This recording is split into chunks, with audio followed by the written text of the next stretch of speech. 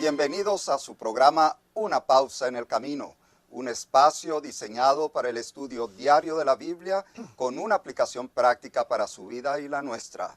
Mi nombre es Esteban Poni y en esta semana, comenzando un nuevo trimestre, nuestro amigo y muy querido pastor Humberto Rassi. Pero antes de comenzar, vamos a hacerlo con una oración. Oremos. Padre amante, gracias por tu inspiración que se ha reflejado en la Biblia, que es el camino de la salvación. Acompáñanos en el estudio de hoy, mediante la guía de tu Espíritu Santo, lo pido en el nombre de Jesús. Amén. Amén. Doctor Poni, comenzamos hoy, como decía, un nuevo trimestre, un nuevo ciclo de estudio de la Palabra de Dios. Y esto nos va a tener interesados por 3 meses. Vamos a retroceder al comienzo del cristianismo, y vamos a enfocar en uno de los libros del Nuevo Testamento que muestra los avances y los desafíos de la comprensión de la verdad de Dios. Ahorrando el tiempo de televisión, Pastor Rassi, ¿en qué nos vamos a meter en este momento? Es la epístola de Pablo a los romanos, a los cristianos que vivían en esa capital del imperio. Y es importante este estudio porque ocurre 500 años después de que Martín Lutero colocara un cartel en las puertas de la iglesia de la universidad donde enseñaba en Alemania en 1517, justo el mismo mes, 500 años después. Yo no sé si ustedes, amigos que nos están viendo, los agarra por sorpresa, pero Pastor Rassi, ¿cuál es la conexión entre estos libros y la Reforma Protestante? Bueno, hay que recordar que Martín Lutero era un monje agustino, que era también un joven profesor de teología en esta Universidad de Wittenberg, tenía 33 años, y como monje había querido vivir una vida santa, una vida de estricta obediencia a Dios. Y se daba cuenta de que a pesar de su disciplina, de flagelarse, no podía conquistar su cuerpo, su mente y vivir una vida limpia delante de Dios. De modo que él estaba estudiando y enseñando Romanos y Gálatas, y él mismo llegó a comprender mejor cómo un cristiano, en base al mensaje de Pablo en Romanos, vive una vida buena ante Dios. Ahora tenemos entonces a otro Pablo, un Pablo no en Galacia como estuvimos viendo anteriormente, en Roma. ¿Qué hace Pablo en Roma? ¿Qué está pasando? Bien, tenemos que hablar bastante de Pablo, porque es el autor precisamente de Romanos, y lo situamos en Roma al final de su tercer viaje misionero, pero antes les escribe esta epístola a los cristianos que vivían allí en Roma. Y esta figura de Pablo es una figura extraordinaria, es un apasionado del Evangelio.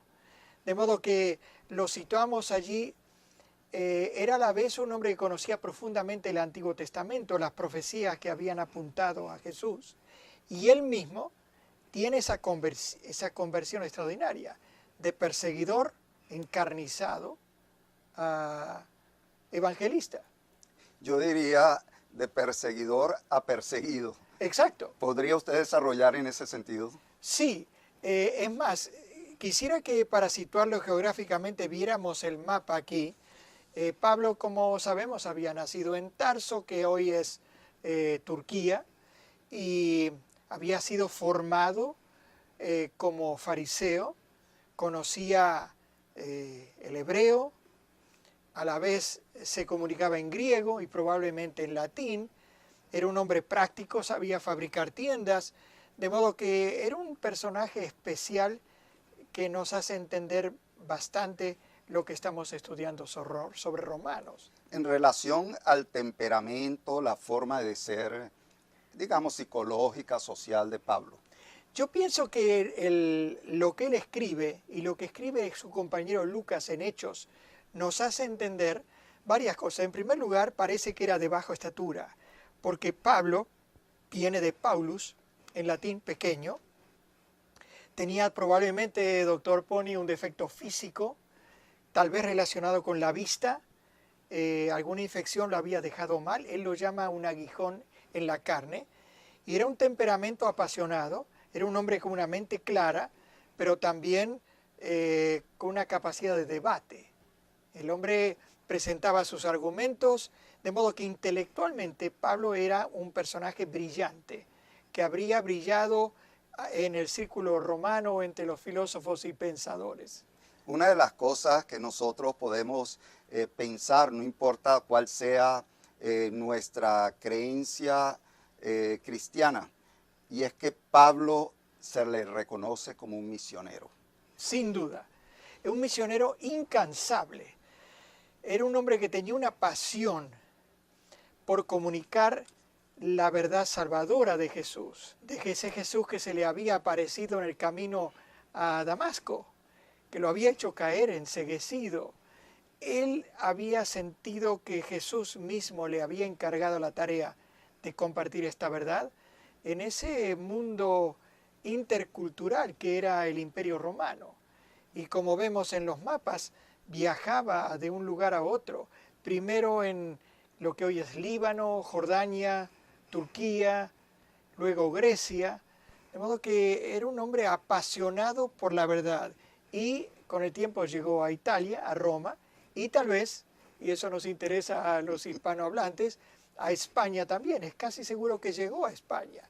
Ese era Pablo, y la mayoría de las cartas o epístolas que escribió estaban dirigidas a los cristianos de distintos lugares, distintas iglesias que él mismo había fundado.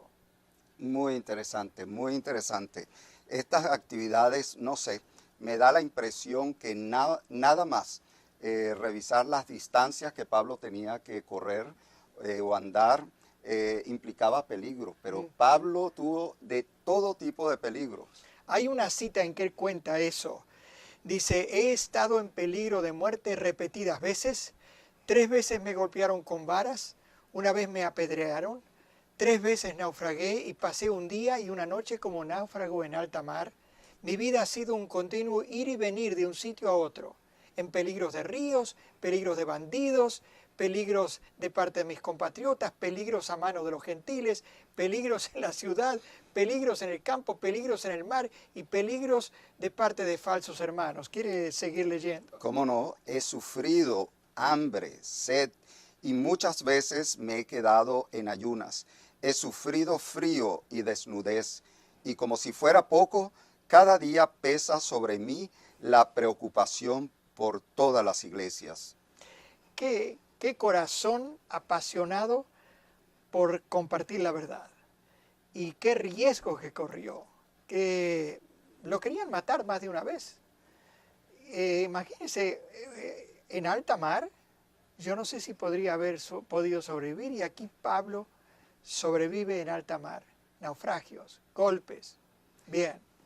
¿Qué aplicación rápida cree usted podría tener esto? Recordarnos que abrazar el cristianismo bíblico tiene riesgo, rechazo, discriminación, peligros, cárcel, muerte. De modo que es un recuerdo para nosotros pedir a Dios que afirme nuestra fe. ¿Le parece que oremos? Por favor. Padre nuestro que estás en los cielos, gracias Señor por el ejemplo de esta columna del Evangelio. Gracias. Da la impresión que no podía ser otro sino Pablo, aunque sabemos que tú tienes también muchos Pablos en aquel tiempo, pero también en nuestra vida. Sí, Señor. Ayúdanos, Señor, a imitar lo que Pablo creía en ti, a tener más fe en ti, a tener más confianza del poder que tú nos puedes dar para distribuir y enseñar el Evangelio de buenas nuevas que tú trajiste. Porque en el nombre de Jesús te lo pedimos. Amén. Amén.